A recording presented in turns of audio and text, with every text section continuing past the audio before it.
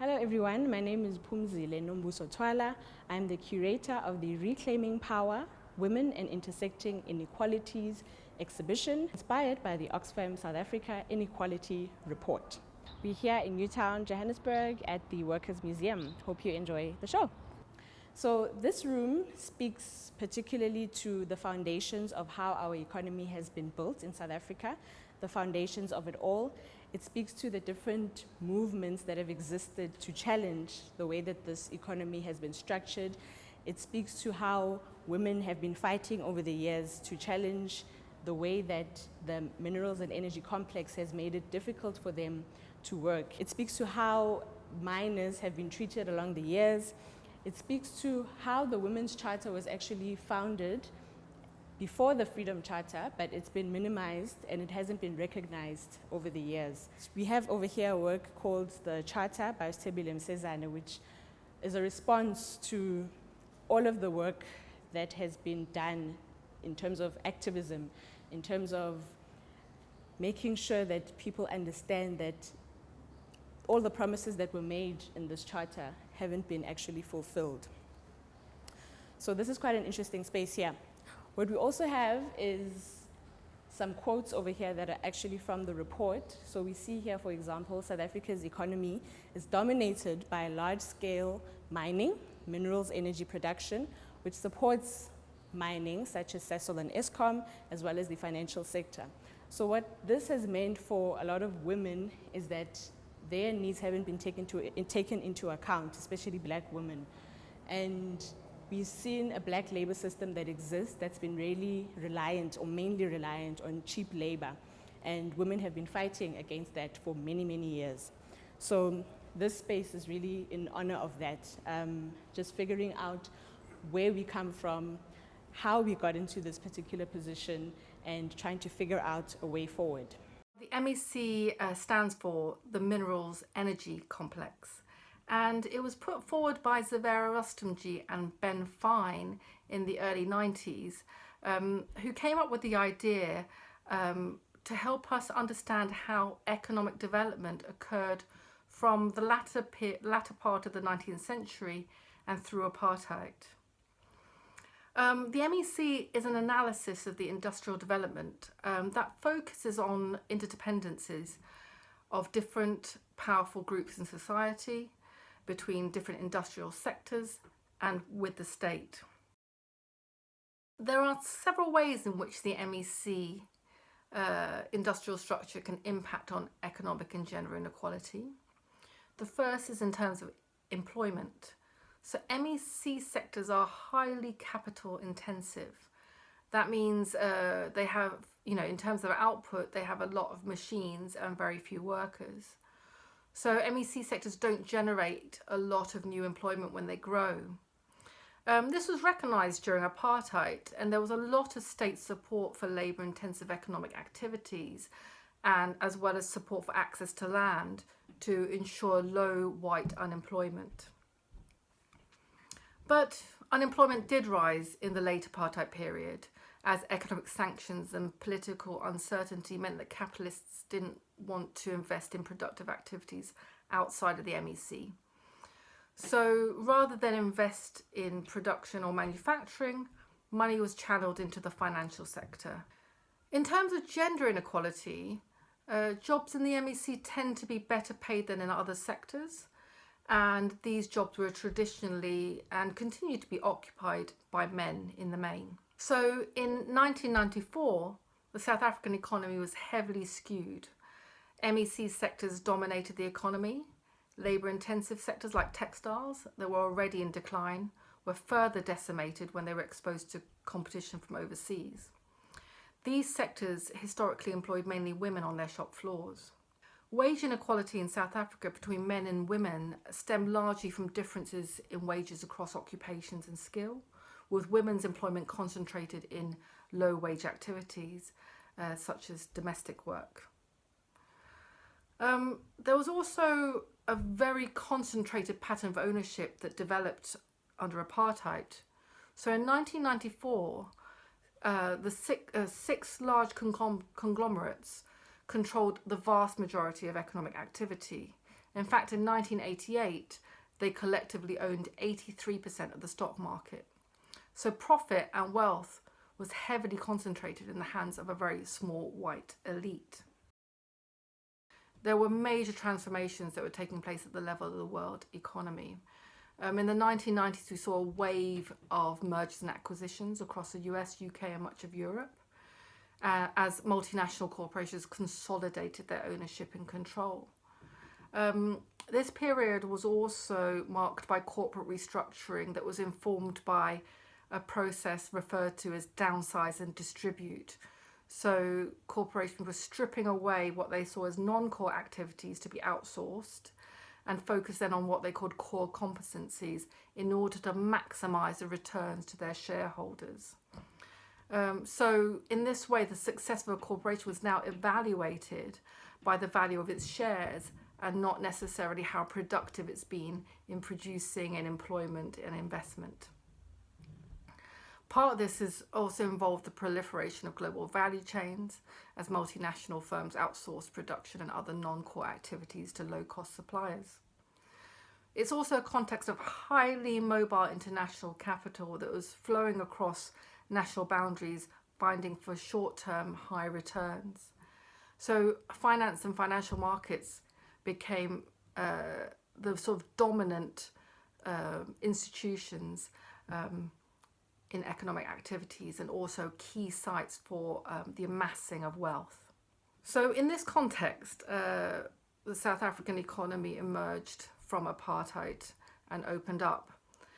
We've already said something about the financial sector in South Africa that had grown in the 1980s because of sort of the sanctions trapping capital within the national boundaries.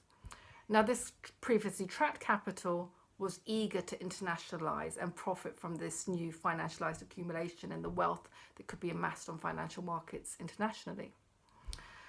There was also an abundance of financial assets and a highly sophisticated financial sector in South Africa, focused in Johannesburg, that could profit from highly mobile international capital. So it's in this context that economic policies were being made from 1994. So in 1996, the South African government adopts GEAR, and the policies under GEAR were very much in the interest of conglomerate capital. This included things like high interest rates and controlled inflation that supported globalization and financialization of the South African economy. So these policies enriched finance and conglomerate capital, but they hurt workers because they involved keeping wages down, cutting government spending, and reducing government debt. There was also an absence of industrial policy except for in the motor industry. And there was an inadequate support for the clothing and textiles sectors, and that meant manufacturing outside of the MEC was very hard hit. And you get a pattern of deindustrialization that affected sectors outside of the MEC core. So these were labour-intensive sectors, where those who were mostly laid off were women and as well who bore the brunt of these. Further, the recession that was sparked by the global financial crisis in 2007-8 hit labour-intensive manufacturing particularly hard, and we saw masses of job losses again in that period. But at the same time, except for a little blip in the financial crisis, finance has been booming. This has driven asset price inflation. Property values have soared, as have many financial assets. And since the distribution of assets in South Africa is so heavily skewed and very much concentrated amongst the top 5 to 10%, these price increases have driven extreme wealth inequality. Booming finance has also made investors more short-term in their allocation of funds, preferring to channel funds into financial markets rather than invest in job-creating productive activities. And by limiting the expansion of jobs that are secure and relatively well paid in so-called low and semi-skilled activities, such as in labour-intensive manufacturing, the structure of the economy might also affect both the racial and gendered pattern of employment. women are much more likely to be employed in low-wage service sector jobs in private households, community and social services. And these are also the sectors with worsening precarity, where women are disproportionately affected. Women are also underrepresented in relatively more secure and well-paid jobs in manufacturing and finance. And there is, in general, an underrepresentation of women in occupations that are higher waged and higher skilled. So it is in this way that I wanted to say something about how, the legacy of apartheid industrial development and the economic structure that has sort of come out of that has opened up in the context of a financialized accumulation of the global economy, has really reproduced and created these and entrenched these dynamics of inequality, particularly through unemployment and patterns of unemployment, as well as patterns of employment according to skill and wage that have disproportionately affected black workers and in particular black women. A part of the report actually mentions that a lot of precarious workers have found themselves becoming more ill over the years. And this is mainly because of the type of work that they're doing as night shift workers. So this installation over here is in honor of a lot of the women who have actually passed on as a result of having breast cancer. And the report actually says that a few companies take into account the safety of women workers in getting to work and home again, but night shift workers particularly are at risk when they're traveling in the dark, or they may end up sleeping on cardboard at work until the sun rises, which is also bad for their health. So medical studies prove that women shift workers are most likely to contract breast cancer. So this work really wanted to emphasize that part of the report to show that women are dying out there, and a lot of people haven't been cognizant of some of the issues that precarious workers are facing in the different type of work environments that they have. Ushintsho is a campaign that has been led by Oxfam South Africa as well as other allies in the social justice sector or civil society. And what they've been able to do is actually help community members realize the rights that they have towards the land that they live on, to ensure that they can safeguard those rights, to actually know that they can share their grievances that they have in terms of mining companies who actually want to come and mine on the land that they live on. So mining affected communities are able to share their grievances. It's actually an app that has been developed that is still in construction as well, which people can actually use to deal with or to put their grievances forward, whatever concerns they have forward. So it's quite an interesting work. We have a video that is a video installation that is playing here, and it actually documents some of the experiences of people who are living in certain communities, and it shows how they have been dealing with the different mining companies, challenging them, even though some of them have been killed along the way, some of them have their lives being threatened, and it's quite interesting, it's quite powerful, and it's an important conversation that we do need to have.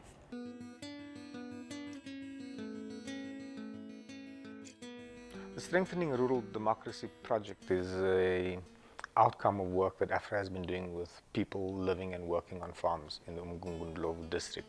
When we gathered farm dwellers and farm workers together last year after a series of local workshops where they were informed about their rights, they expressed a desire for their own vision of the future to be taken forward by themselves.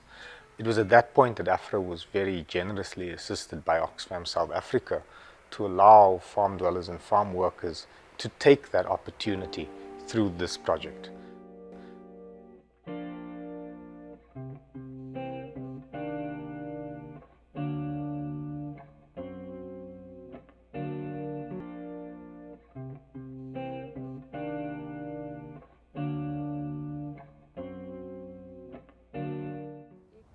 Unkulu yami yonke ningize ngifike la eJoburg. Unkulu yami ngizoyiqala efama la sasikakhe khona kwakwakhe khona ugogo nomkhulu wazala bomama bethu. lena ngasakhe khona indawo yakhona amafama idolobha lakhona kwakuwumnambithi idolobha lakhona kwakuwumnambithi kodwa ngamafama enkalweni different farmers but kuleyo ndawo ngoba phela kwangakho la ukuthi kuselokishini kwakufanele uhlale endaweni omunye umlungu ube umuntu osebenzela ukwakha umuzi ngoba ukhula khona la ufanele nawe futhi masukhulile uyosebenza eplaza yebo mina nami ngakhula ke masesengikhulile lapho ngayosebenza eplaza mina namani bancane ninemsebenzi le elayithinyana efana emncanyana ko abanye njalo bagada abantwana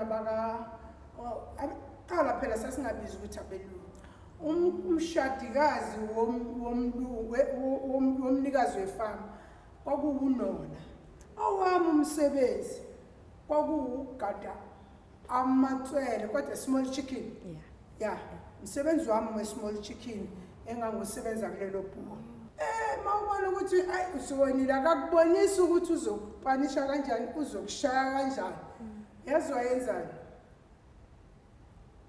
yikho-ke lapho kwafika khona yikho-ke wawungakwazi ukuthi wena umntwana uye esikoleni ngaleso sikhathi ngoba mawukhula ukhulelani kuyoncedisa phi efama ngenina angizange angitshela unona ukuthi uhlelani wakunikeza ibhaskithi kule bhaskithi kokunebhotela ulifake esitsheni sakho angithi vele kuyasengwa kuphehla ubisi kuphehlwa amabhotela alifake esitsheni esikahle alivale kahle alifake indwangu emhlophe abhala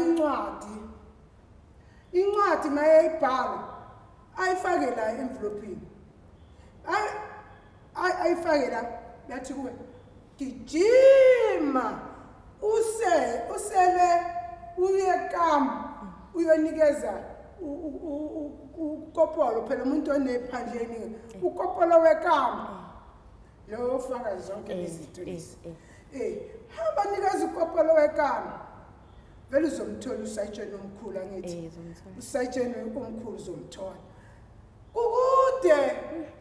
kukude kama fika ukuthi uthe unona nginikeze ukopolo wekama usayitsheni omkhulu umnikeze memnikeza uzothatha ukopolo usayitsheni omkhulu wekama uzofunda kubheke bese athatha ibhotela athatha ibhaskithi angene e-ofisini lakhe wena uthathwe ufakwe uvalelwe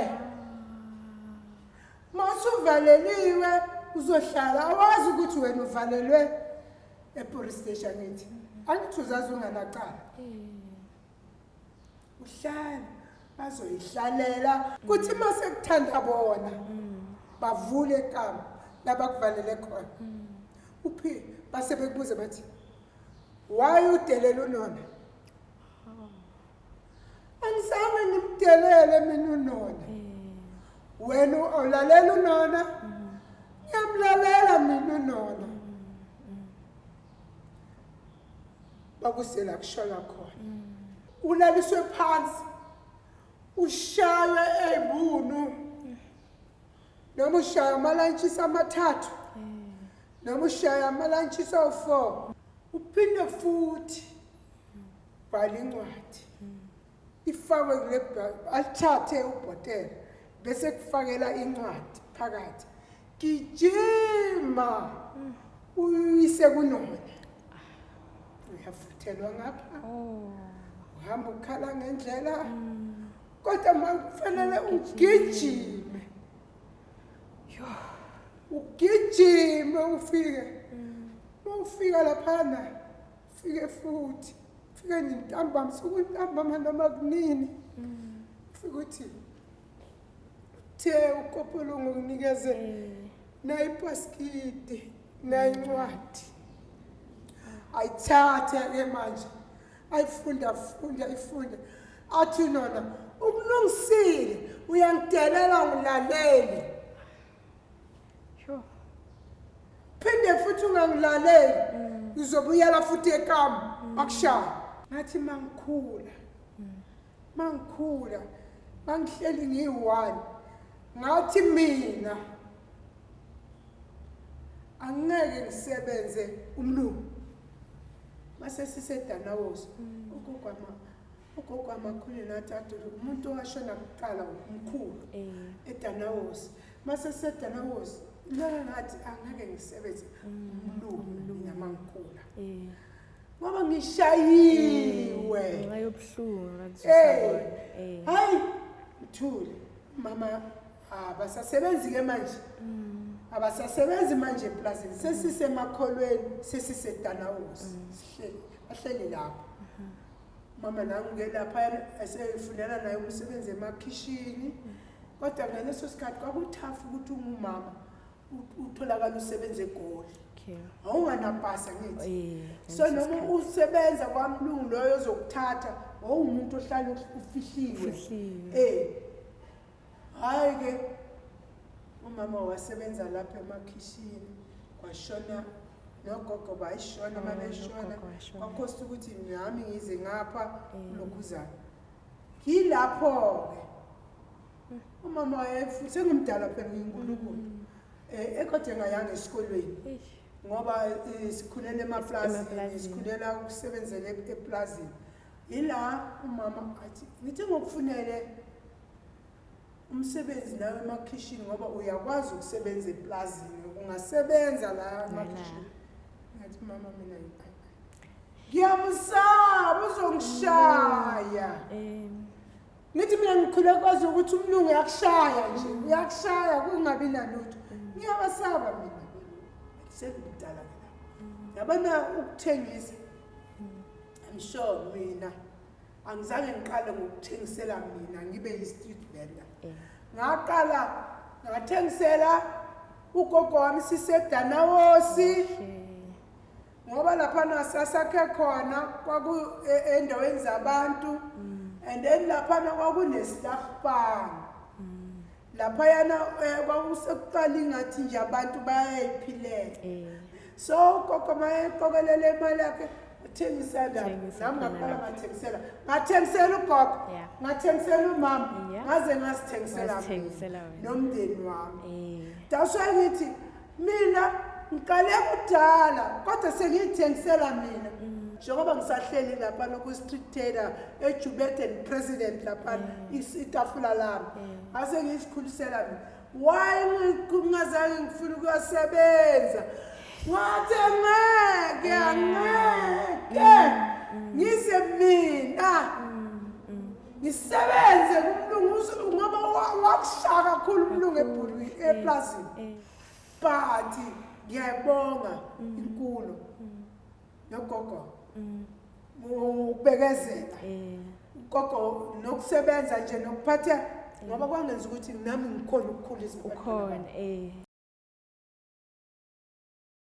So we've just had a very interesting chat with Umam Dade, and transitioning from that conversation, we'd like to find out a bit more about other forms of dispossession, the other side of the story which we don't really know much about, besides just physical dispossession of land, dispossession by the markets, for instance. This issue of dispossession through the market is a very important one because when we think of apartheid, when we think of the restrictions and the inequalities that it created, we think primarily of direct dispossession, land dispossession. But there was also a lot of indirect dispossession through the market. To take the example of land dispossession, the Land Act in 1913 restricted ownership outside of the reserves, but it also restricted the transfer of land within the reserves. So one thing that it did is it prevented successful farmers from gaining more land and expanding their enterprise and becoming successful commercial farmers.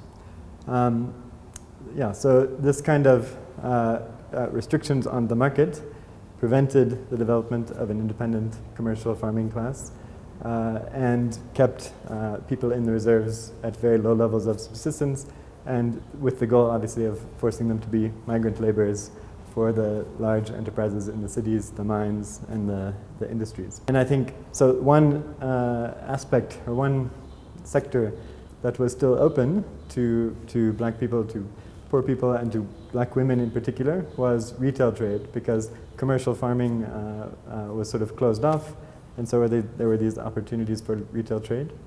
But there were also all sorts of market restrictions that prevented the development of an independent commercial class among black urban residents and black women in particular. So the kind of classic example is beer brewing, right? Because beer brewing is a low capital, low investment industry. It's easy to enter into, and it was one of the primary industries that women in urban areas, black women in urban areas, entered into.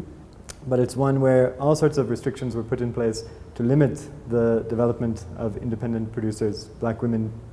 Limit black women from becoming independent producers.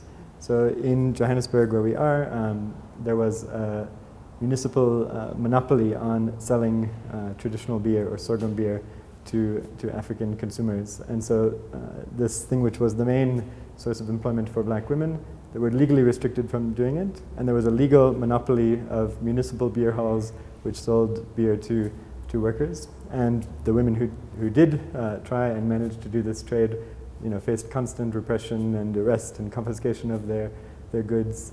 And so it remained, people were resilient, and it remained an industry that women were involved in.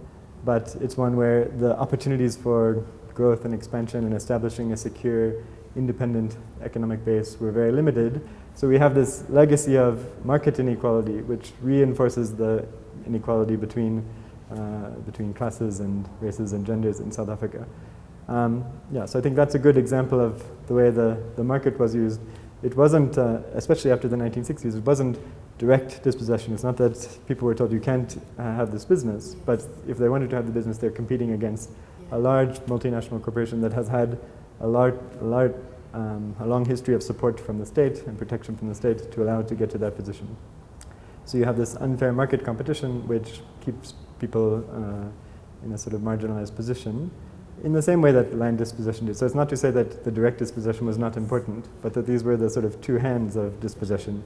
Direct expropriation of land, and indirect sort of tilting of the balance, the playing field against small producers. Do you have an example of a more recent type that you can give us, maybe? Yeah. That we can think of. Yeah. So the reason I think it's important to highlight this market aspect, or market form of dispossession, is that after 1994 we have the end of apartheid, we have the end of the explicitly racist, explicitly inequality in the law. But we still have this unequal market, which continues to make an unequal sort of playing field for people trying to establish economic independence, right?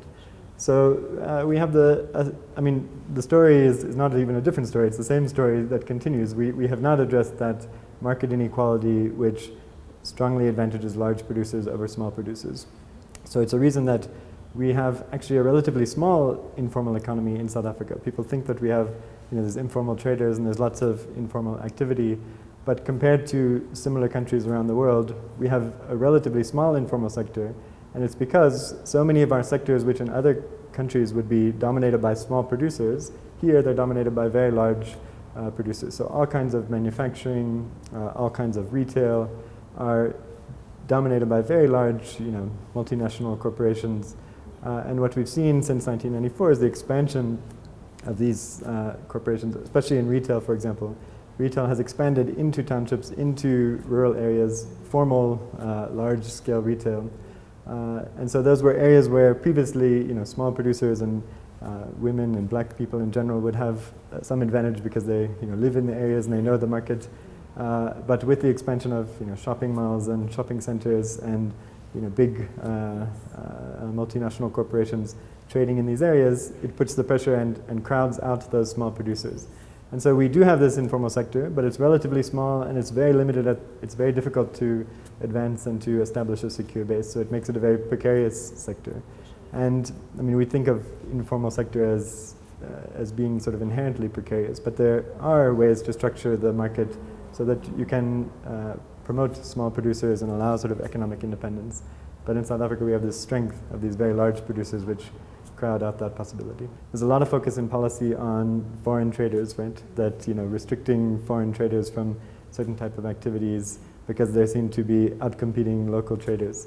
And leaving aside, that whether and how that's happening, the main barrier to development of small-scale trading is not other small-scale traders who happen to be foreigners, but it's large-scale multinational corporations. So if we want a policy that promotes small-scale trade and promotes economic independence, it has to take on that large monopolistic power of big corporations and not focus on other small-scale traders to try to, get a few more crumbs from what is available at the bottom of the market, but to really level the playing field. And that involves, antitrust and anti-monopoly type of policies, which, historically have been implemented in other places, and there's no reason they couldn't happen here, but they have been for a long time far off of our sort of agenda. Yeah. So thank you very much, Dr. Ben Scully, for that. I think there's a lot that you've mentioned that we need to think about, that we need to take forward, that we need to change, and this is what the OZA report is actually recommending, and that we focus more on policies as well. But you mentioned informal trading, and this is where I think we'll be going to next. We'll be talking about the informal trade space and how policies can be changed there to make it better. So when we talk about decriminalizing informal mining, we have these works over here. They are by Lucas Ledwaba. He has been documenting artisanal mining for a number of years now. He's been visiting certain communities, getting the stories of the people who are part of this trade, and understanding what it means for them to make a livelihood from this, and some of the challenges that they've faced as well as informal miners or artisanal miners. And it says a lot about our history in South Africa in terms of what works at a particular point for certain big companies or multinationals, and the language that is used to sort of legitimize that versus other types of work by certain people, and that becomes delegitimized, and they are made to feel inferior, they are made to feel that the work that they're doing is illegal. So he's been documenting that. It's quite a powerful series of work as well, and we featured that here to reflect that side of the conversation. So the work that I do at Oxfam South Africa in the Natural Resource Governance or Extractives program focuses on accountability, transparency in the mining value chain, community participation and inclusion, gender justice in the extractives value chain, and supporting and advocating for the rights of artisanal miners and small-scale miners, amongst others. In our work with communities in particular, we have supported the Right to Know campaign. We've supported communities such as the Olobeni community exercise their right to FPIC, which is not necessarily a legal instrument in South Africa as of yet, but it is considered international best practice. FPIC is free, prior, and informed consent. So in the case of a mining company wanting to come to mine in an area, they need to have consultative processes with communities and various stakeholders such as traditional leaders, and establish whether or not communities consent to mining in the areas, and what how communities can best benefit from these operations. So we have supported the Amadebe committee's advocacy for their right to say no to mining, for their right to free, prior, and informed consent. We have worked alongside networks, national networks such as Makua, who are nationally based. We've helped train activists across the country, activists such as Ulaki Chabalala, who we work with. We also have worked across the country with various communities in empowering communities with regards to having information and knowledge about policies and legal frameworks regarding mining operations in their communities. So for instance, in the Western Cape, we've worked with a coastal community in Lutzville, where we supported various activists and community members to attend regional platforms such as the Alternative Mining in Daba.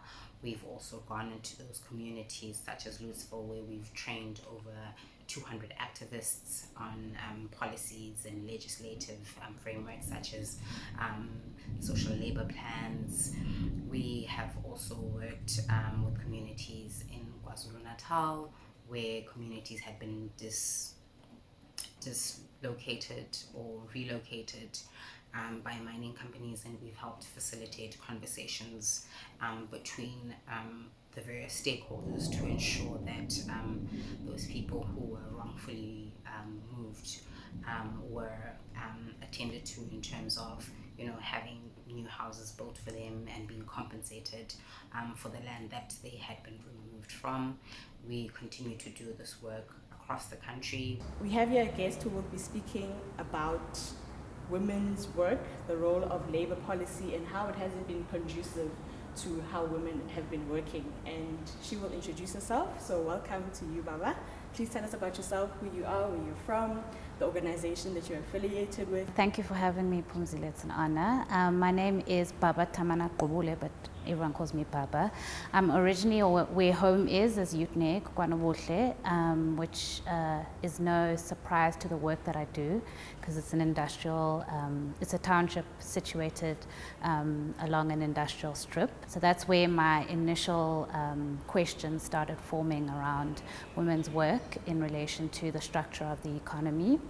I work as a senior economist at Trade and Industrial Policy Strategies, which is a research think tank or institution that is affiliated or is known to work for government. I work in the policy space in terms of research, and I have a love for looking at gender and industrial policy specifically.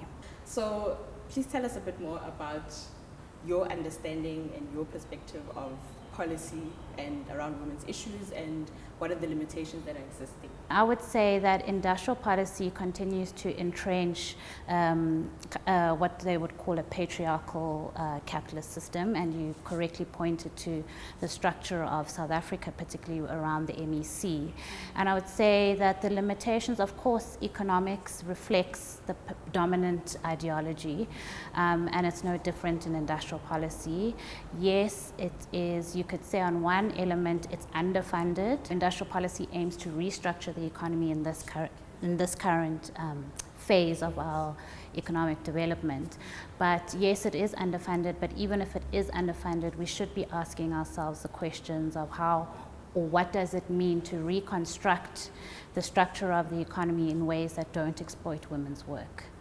And the other thing I would say is, policy tends to deal with groups of people and not the nuances of people, the way people construct their own livelihoods. So policy has yet to be able to answer or basically align to a developmental agenda which is constructed from the point of view of the livelihoods of Black women in this country. So there will be limitations just conceptually around, for example, IPAP, which has no longer been tabled, or rather not tabled, it's been put aside as we rethink what we want our industrial policy to mean or to do. But in that old iteration, you can see the sectors which are considered to be real, the sectors that therefore get funded, and that's the auto sector, predominantly gets over 60% of the industrial policy budget. And that tells you something about the way that growth is perceived first, and then there will be a trickle down. And yet women's work, even outside the labor market, is fundamental to the way in which the laborers can function, which the space is also saying. And so I think they're just conceptual ways in which we haven't really thought about social reproduction, its role in the economy. We haven't even thought about, like I'm saying, what about considering focusing where women do work, and that would be services, etc. and considering centering where women's work or the sectors where women work within the conceptualization of industrial policy in the sectors we target. So I would say, you know, as I'm saying, it's multidimensional. It's not even enough to look at women only as laborers, right? So the last point I would make is that even when women are visible to the state, domestic workers have rights now, you know, even when they are visible to the state, they tend to be exposed to various forms of economic violence. And so I think we also need to be careful of what it, you know, actually means to visibilize women but not protect them as laborers. And I would say the domestic worker issue, as much as we know we count domestic workers as a category, we never used to. I would say, you know, we need to be careful of the nuances and being able to think through from the point of view of the livelihoods of women. I mean, what is the economy for ultimately? And yeah, I would say